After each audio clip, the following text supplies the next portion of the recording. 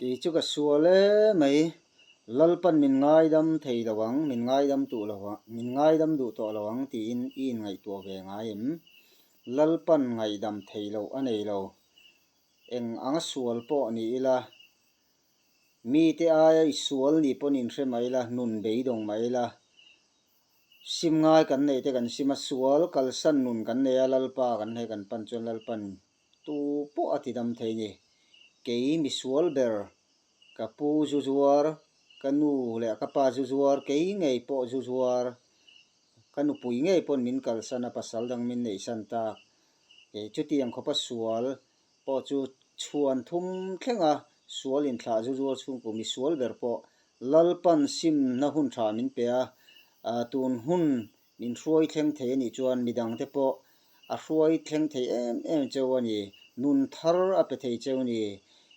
mihring thar